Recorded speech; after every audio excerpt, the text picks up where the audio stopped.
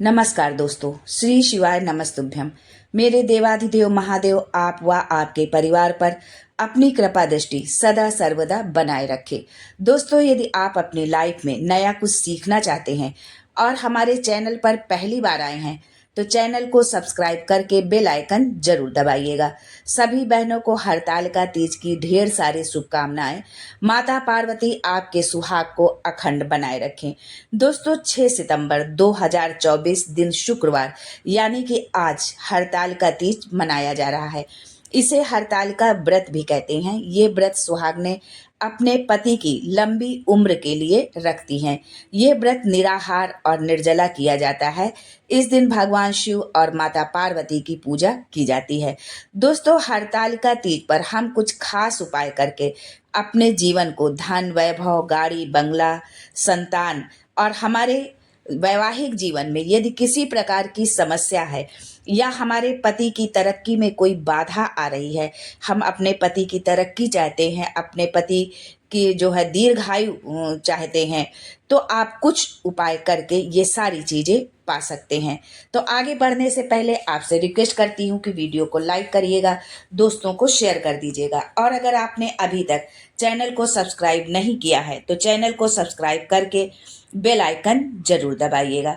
दोस्तों, अगर आप अपने दाम्पत्य जीवन को खुशहाल बनाना चाहते हैं और जीवन साथी के साथ अपने रिश्ते को मजबूत करना चाहते हैं तो शिवलिंग पर कच्चा दूध मिला करके चढ़ाइए।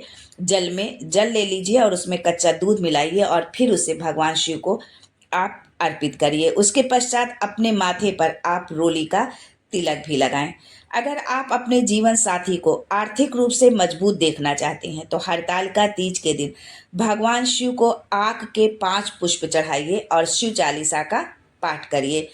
अगर आप अपने जीवन में अक्षय फलों की प्राप्ति और हर क्षेत्र में तरक्की चाहते हैं तो हरतालिका तीज के दिन किसी जरूरतमंद को अनाज भेंट करने के साथ ही शिव जी के पंचाक्षर मंत्र या षडाक्षर मंत्र या शिव महापुराण का मूल मंत्र श्री शिवाय नमस्तुभ्यम का जाप करें।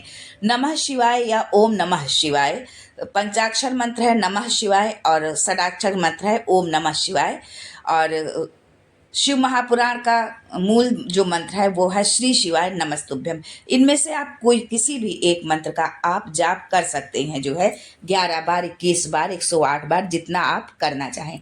अगर आप अपने पति को शारीरिक रूप से स्वस्थ रखना चाहते हैं, मान लो वो स्वस्थ तो हैं लेकिन आप चाहते हैं कि आगे जीवन में कोई बड़ी बीमारी ना आए या शारीरिक रूप से पति स्वस्थ नहीं रहते हैं तो भी आप इस उपाय को कर सकते हैं।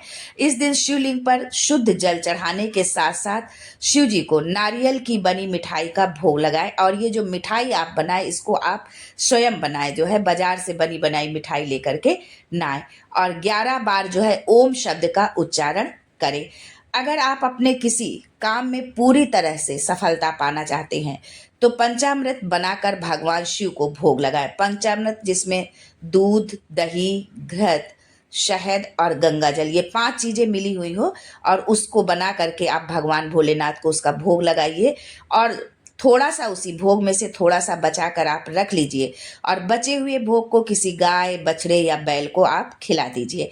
अगर आपके वैवाहिक जीवन में कुछ समस्या है तो पानी में गंगा जल के साथ केसर मिलाकर 7 बार थोड़ी थोड़ी मात्रा में शंकर जी को समर्पित करें।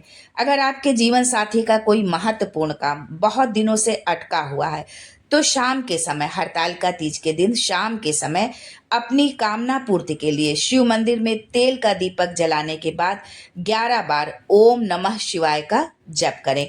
अगर आप अपने पति की किस्मत चमकाना चाहते हैं, भगवान शिव को बेलपत्र की माला चढ़ाने के साथ ही प्रसाद के रूप में केले का फल समर्पित करें। बेलपत्र की माला चढ़ाइए और प्रसाद के रूप में केले का फल अर्पित करें।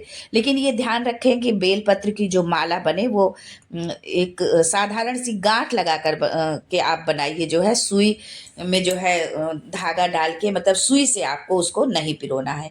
यदि आपका दाम्पत्य जीवन सुखी नहीं है, रिश्ते में मधुरता नहीं है, आपस में पति पत्नी में बनती नहीं है, तो केले के टुकड़ों को, केला ले लीजिए और उसके टुकड़े कर दीजिए और उसको शहद में डुबो कर जो है आप शिवलिंग पर चढ़ाइए। दोस्तों, हरतालिका तीज के दिन माता पार्वती को शक्कर का भोग लगाकर उसका दान करने से पति को दीर्घायु प्राप्त होती है और ये व्रत ही हमारी बहनें पति की लंबी उम्र के लिए रखती हैं। तो ये उपाय आप सभी जरूर करें। पूजन में जो है लाल डंठल वाला जो धतूरा होता है वो बहुत शुभ माना गया है।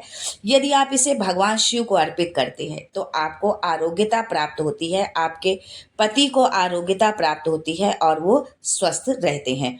शिव महापुराण के अनुसार हरतालिका व्रत के दिन भगवान शिव को सफेद पुष्प चढ़ाने से वाहन सुख की प्राप्ति होती है।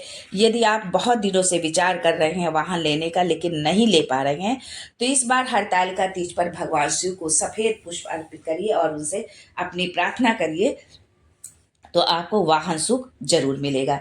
इस दिन अलसी के फूलों से शिव जी का पूजन करने से मनुष्य भगवान श्री हरि विष्णु को प्रिय होता है और बैकुंठ धाम को प्राप्त करता है। विवाह योग्य जातक यदि इस दिन बेला के पुष्प से शिव जी का पूजन करते हैं तो जो है उनको जो वैवाहिक जीवन उनका होता है वो बहुत ही सुखद होता है और शुभ लक्षणों वाली, अच्छे लक्षणों वाले जो है पत्नी मिलती है, अच्छे लक्षणों वाला पति मिलता है।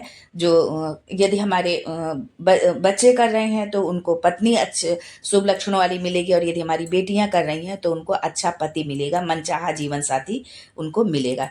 जो जातक पुत्र प्राप्ति की इच्छा रखते हैं, संतान नहीं है और या मान लो संतान है लेकिन वो पुत्र चाहते हैं तो वो इस दिन धतूरे के पुष्प से शिव जी का पूजन करने से कुल का नाम रोशन करने वाला सुयोग पुत्र प्राप्त होता है। शिव जी पर दूध चढ़ाकर दान करने से सभी प्रकार के दुखों से मुक्ति मिलती है। नैवेद्य के रूप में भगवान शिव पार्वती को मालपुआ चढ़ाने से और उसका दान करने से जीवन की सभी समस्याएं स्वतः ही समाप्त हो जाती हैं। हरतालिका तीज पर पूजा के बाद माता पार्वती को खीर का भोग लगाइए और भोलेनाथ को चरणामृत का भोग आप जरूर लगाएं। जो साधक मोक्ष चाहते हैं वो इस दिन शिव जी को शमी पत्र जरूर अर्पित करें। दोस्तों, ये जो उपाय आपको बताए हुए हैं इनमें से कोई भी आप उपाय अपनी समस्या अनुसार, अपनी इच्छा अनुसार या जो आपकी इच्छा है उसके अनुसार यदि आप करते हैं है तो कोई भी आप एक उपाय कर सकते हैं। जरूरी नहीं कि आप सारे उपाय करें। जो करने में आप सहजता महसूस करते हैं या आपके जीवन में जो परेशानी है उसके अनुरूप चाहे आप जो भी उपाय करें और पूरी श्रद्धा और विश्वास के साथ आप उपाय करें। भगवान भोलेनाथ, माता पार्वती आपके संकटों को जरूर हरेंगी। आज के लिए बस इतना ही दोस्तों, मिलते हैं अगले वीडियो में एक नई जानकारी के साथ। तब तक के लिए जय माँ Parvati and thanks for watching my video.